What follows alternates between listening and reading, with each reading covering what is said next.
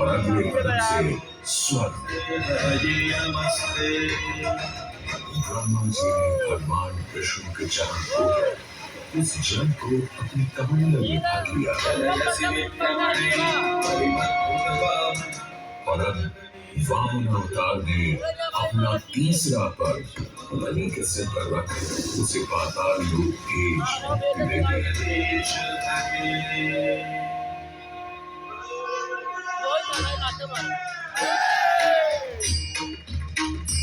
अब स्वर्ग लोक में भगवान ब्रह्मा जी ने जब चरणामृत में हाथ डाला तो वहीं से निकल आई चंचल निर्मल धवल गंगा जी।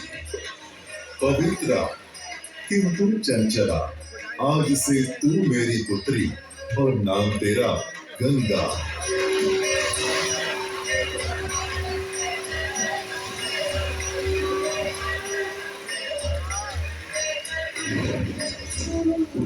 कुछ समय बाद सतयुग में इक्ष्वाकु कुल के सूर्यवंशी राजा सगर ने सारे संसार को जीतने के लिए एक अश्वमेध यज्ञ का संकल्प किया। सुने सुने सुने, सब सुने, यह चिन्हित पूजित धवल अश्व जहां भी जाएगा वो भूमि राजा सगर की मानी जाएगी।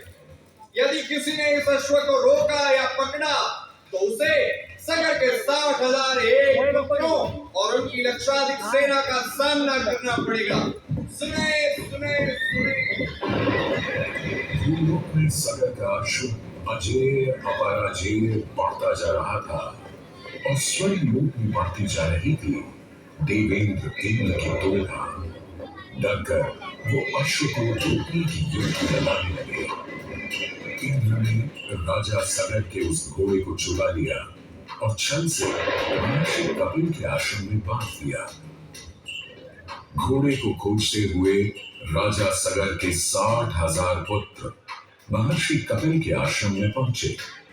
वहां घोड़े को बंधा हुआ देख क्रोधित पुत्रों ने कपिल मुनि को घोड़ा चोर समझा और उन्हें अपशब्द कहने लगे।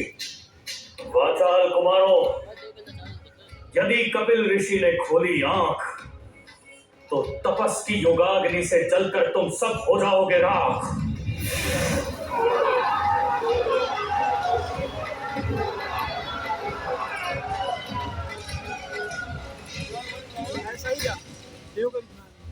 उधर सगर थे चिंतित। न अश्व का पता था न पुत्रों का कोई समाचार।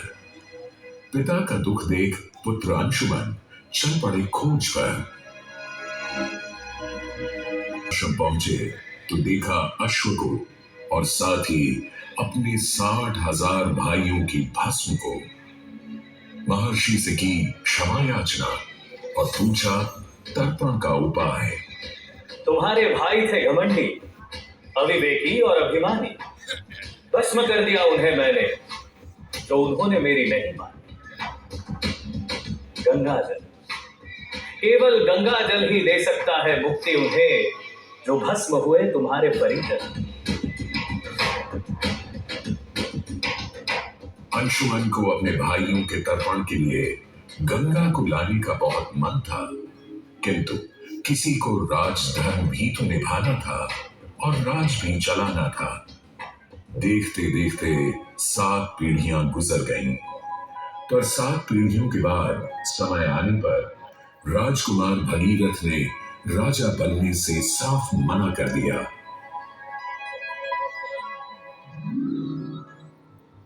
क्षमा कीजिए,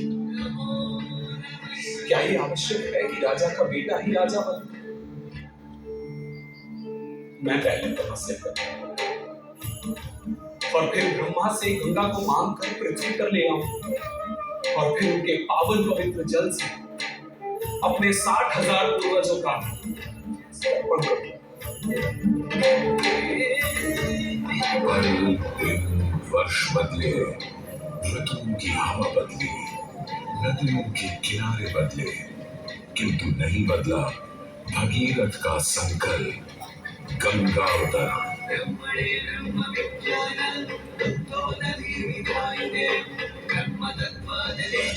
पुत्र भगीरथ, हम तुम्हारे तप से प्रसन्न हैं बताओ क्या आशीर्वाद चाहिए।